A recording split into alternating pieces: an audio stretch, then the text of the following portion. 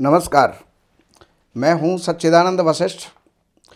और सज्जनों, हर महीने की तरह अब हम नए साल की, नए महीने की नई तारीखों में जा रहे हैं। तो जो नया साल है 2025, सबसे पहला महीना है जनवरी। तो जनवरी में मेष राशि वालों के लिए कैसा रहने वाला है, उनकी स्वास्थ्य, उनका इनकम, उनके सुख, उनके दुख, और क्या क्या उपाय हम करें जिससे कि उन परेशानियों से हम बच सकते हैं। तो आइए, मेष राशि के सबसे पहली बात यह है कि द्वितीय स्थान के ऊपर बृहस्पति विद्यमान हैं और छठे स्थान में केतु विद्यमान हैं।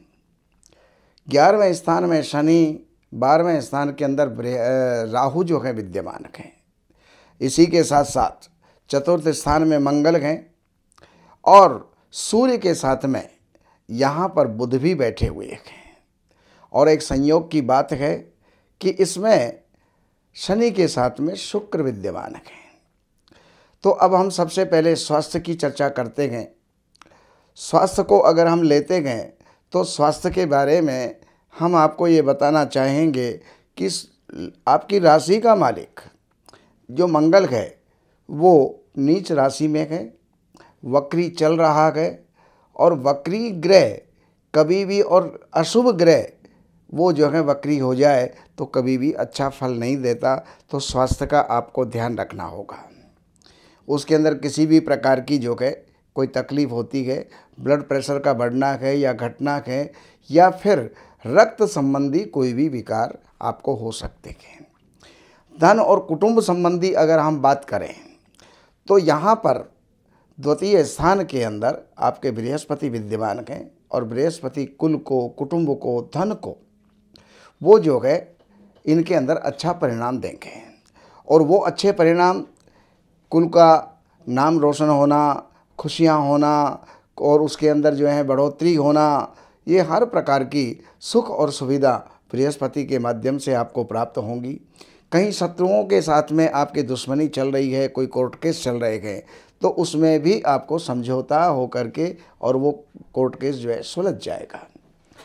बाकी बृहस्पति की एक दृष्टि आपके दशम स्थान के ऊपर जा रही है। उसको अगर हम ये कहें कि आपके कारोबार की स्थिति या आपकी नौकरी की स्थिति, तो वहाँ का मालिक भी लाभ स्थान के अंदर बैठा हुआ है। तो नौकरी और लाभ की स्थिति, व्यापारिक स्थिति बढ़िया रहेगी।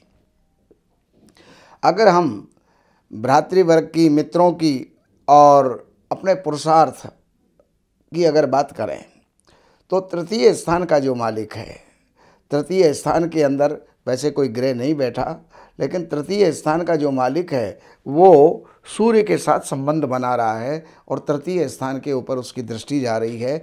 इसलिए जो है ये तृतीय स्थान हमारा मजबूत होता है। और मजबूत होने का मतलब हमें यश, प्रतिष्ठा के साथ साथ विजय भी ये प्रदान करेगा। अगर हम माता संबंधी बात करते हैं और प्रॉपर्टी या वाहन संबंधी अगर बात करें, अपने सुख की बात करें, तो वहाँ पर मंगल जो है वो विद्यमान है। माता रुग्ण रह सकती हैं, प्रॉपर्टी के अंदर कोई विवाद रह सकता है, वाहन में कोई अड़चन जो है आ सकती है। तो ये स्थिति यहाँ पर मंगल आपको देगा।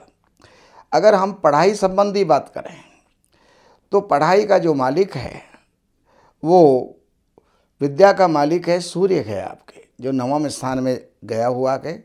और नवम स्थान में बैठा हुआ त्रिकोण का मालिक, त्रिकोण में वैसे तो अच्छा नहीं होता, लेकिन यहाँ पर आपको विद्या में आगे अग्रसर करेगा। अगर आप कहीं भी कोई इंटरव्यू दे रहे हैं या कोई रिटन टेस्ट है या कोई और जो है वार्षिक आपके एग्ज़ाम हैं, तो उनके अंदर अच्छे परिणाम आपको मिलेंगे। अगर आप दाम्पत्य संबंधी अगर चर्चा करते हैं तो दाम्पत्य की बात ये है कि शुक्र आपके वहाँ का मालिक शुक्र है और जो शनि के साथ में संयोग बना रहा है, और शनि के साथ में बैठने के कारण से बहुत ही अच्छा परिणाम ये देने वाला है। आपकी आयु, आपका स्वास्थ्य, तो मंगल है वो जो है स्वास्थ्य में थोड़ा सा नरमा गर्मी रखेगा। बाकी भाग्य की अगर बात करें तो भाग्य की तो जो है सराहना यहाँ पर देवता भी करेंगे क्योंकि भाग्य स्थान के ऊपर सूर्य बैठा हुआ है। भाग्य आपका सूर्य की तरह से चमकेगा और आप आगे बढ़ेंगे। अगर हम बिजनेस की बात करते हैं तो बिजनेस के स्थान पर बृहस्पति की दृष्टि है जो शुभ फल देने वाली है। लाभ की बात करें तो लाभ के अंदर जो है आपके शनि विद्यमान हैं और शनि जो वहाँ पर बैठ करके अपने ही घर के अंदर अनायास बिना परिश्रम के भी धन देने का प्रयास करेंगे। और अगर खर्चों या नुकसान की बात करें तो 12वें घर के अंदर आपके राहु विद्यमान हैं और ये राहु अचानक किसी न किसी कारण से ये जो है कहीं खर्चा करवा देते हैं, नुकसान करवा देते हैं, कहीं किसी के द्वारा हमारे साथ में कोई चीटिंग या धोखा जो है वो हो सकता है। उसके प्रति आपको सावधान रहना होगा। अब मैं आपको दैनिक राशिफल जो है मैं देने का प्रयास कर रहा हूँ।